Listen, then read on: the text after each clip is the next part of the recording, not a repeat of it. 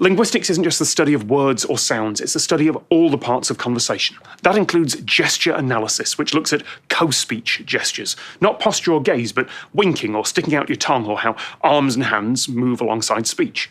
Just to be clear, this isn't about sign languages. Those are systematic and rule-governed with elaborate syntax and vocabulary. Signed languages are language. But gestures are paralinguistic. They accompany language.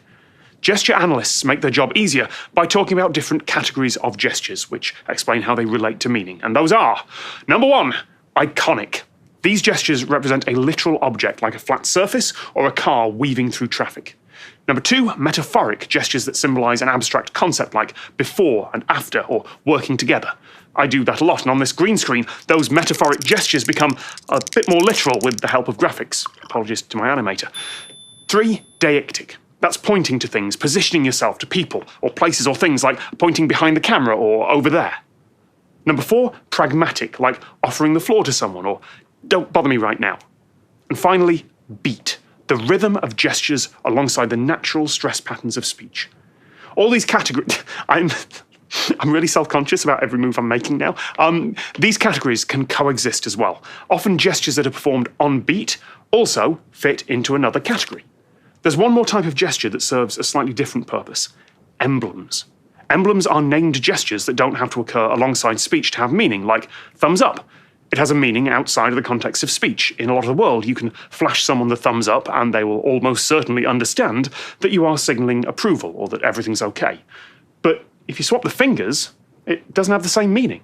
And even if I stick with the thumb, if I change angle and arm position, I'm trying to hitchhike.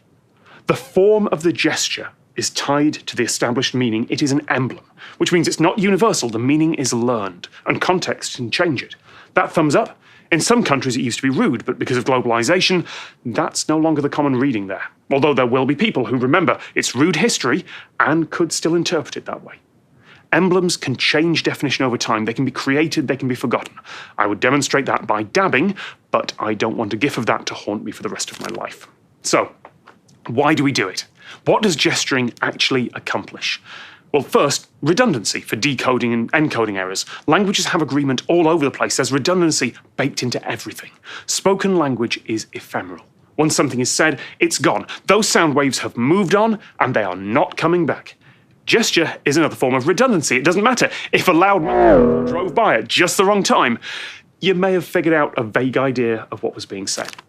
Next, you can show emphasis and importance. Or if you're explaining an abstract concept, using metaphoric gestures to visibly explain things can help make it clear, either to your conversation partner or just in your own head. And sometimes it is so much easier and clearer just to point. Gestures are important to communication, and so important that if our hands and arms are unavailable, we'll use our head, our eyes, our other limbs to compensate. Gestures can also show understanding of social norms. If you're embarrassed to say something, you can make that clear by covering your face or your eyes, or by doing the move that looks like there are no paper towels or hand dryers in this bathroom, so I guess I'll just shake it off. Or, if you want to distance yourself from what you're saying, you can use scare quotes, or you can put a boundary around yourself. Gestures also seem to help us get the words out in the first place. That's why people gesture, even when they're on the phone, and why people who have been blind since birth gesture. Gesture is intrinsic to language. It helps us communicate more effectively and more elaborately, and to pass on information and feelings that are difficult to put into words. Gestures are basically emoji for the real world. One of my co-authors, Gretchen McCulloch, has a book called Because Internet, all about internet language. You can find out more at the links in the description.